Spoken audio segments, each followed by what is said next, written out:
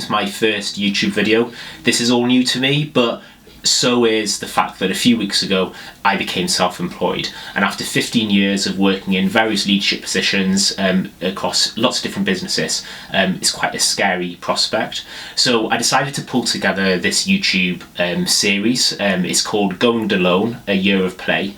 And I wanted to document, I suppose, the journey that I'm going to go on, a bit of a record for the kids, but equally just something that I can look back on and learn from. The other reason is it's going to give me something to do, and definitely push me out of my comfort zone. I want to build some routine into my day and my weeks, my months, so this is massively going to help me, and also I'm hopefully as part of this will uncover some tools, some research that I've done that might be able to help you, and equally it might inspire you to also take the leap.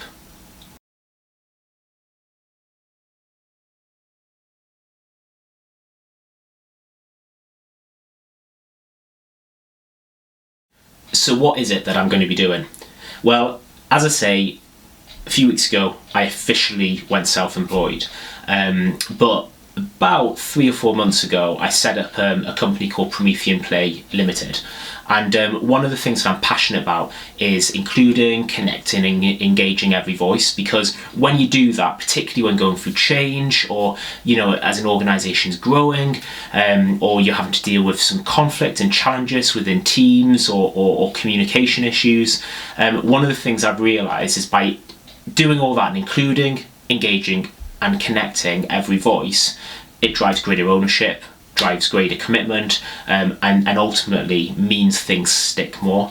And what I do is I use the Lego system, so Lego bricks and the Lego serious play methodology, to bring that together, and people get to build their ideas, they get to build their thoughts, and it opens up a whole creative and innovative dialogue, and that really does make a difference.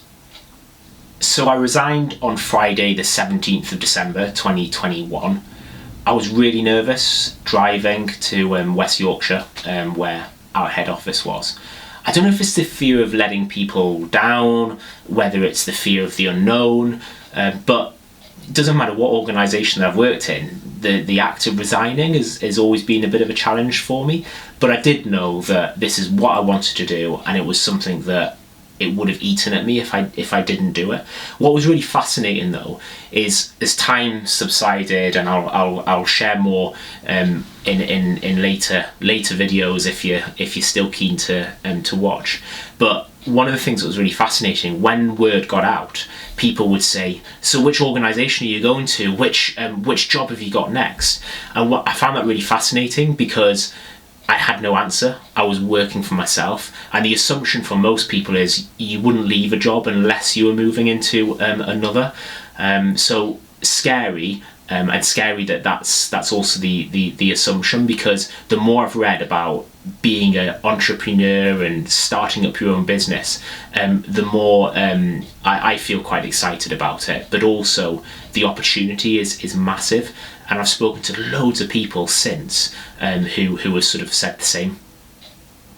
And talking to all those people did get me excited and made me want to learn more. I've always been focused on, I've got to be credible. So when I first went into HR, I had to get my level 7 CIPD qualification, because I really wanted to demonstrate that I was a credible HR practitioner. I've always been like that. When I first got a business job, I had to, and I was leading people, I had to read as many of the 1 Minute Manager books I could get my hands on, and I was constantly learning. And so it's something that I've always been passionate about, that growth, that thirst for knowledge. And so I had to read as many books and listen to as many podcasts as I possibly could on what it is to be an entrepreneur, what it is to be self-employed, and what it is to create a startup. So I've got a few books that I want to share with you, and I want to highlight a couple of them that I found really, really useful. Here is a list of the books that I read to really prepare me for this journey that I'm going to be on. So number 1, Finding My Virginity. Number 2, Crushing It. Number 3, The Startup Playbook. Number 4, The E-Myth Revisited. Number 5, Beyond Entrepreneurship 2.0. Number 6, The Entrepreneur Roller Coaster. And number 7, Company of One. And I have to say that two that really resonated with me was the last one I mentioned there, Company of One by an author called Paul Jarvis, and also The Entrepreneur Roller Coaster by an author called Darren Hardy. And both of those books were very much centered on the early days of a startup, but also deciding on what you want to be and how you want to showcase your business to the world.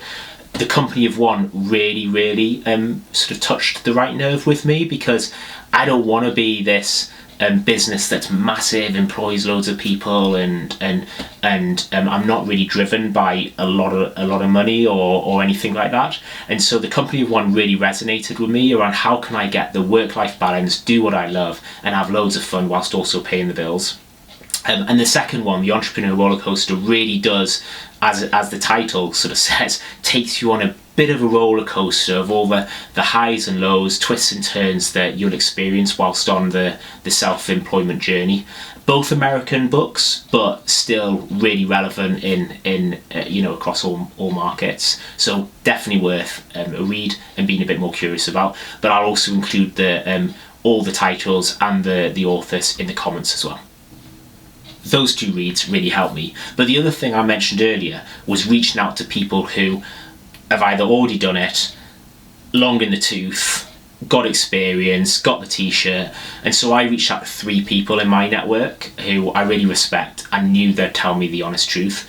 And the 2 words that kept coming up were grit, determination, in various guises. And I think one of the things that resonates with me surrounding this is work can always provide its own level of stress and pressure, but the one thing that excited me about being self-employed was all the stress was going to be self-imposed, so all the pressure was going to be driven by me and the decisions that I've made, and that really sort of excited me, although the whole prospect was still rather scary.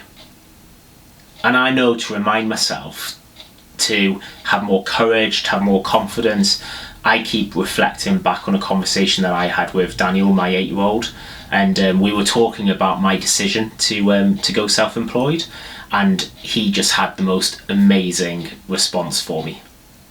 I talked to Daniel a lot about the magic wand, and we talk about having a magic wand in our bellies, and that magic wand defines us, it defines who he is and how he feels.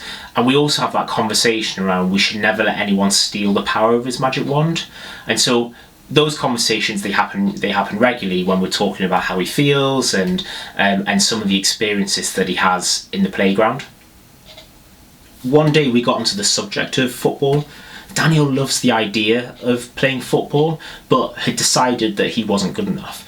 And also, in the school playground, a lot of the kids had decided he wasn't good enough, and so, the usual picked first, picked second. Daniel was never picked in the top picks, and sometimes he actually wasn't picked at all and had to be the referee.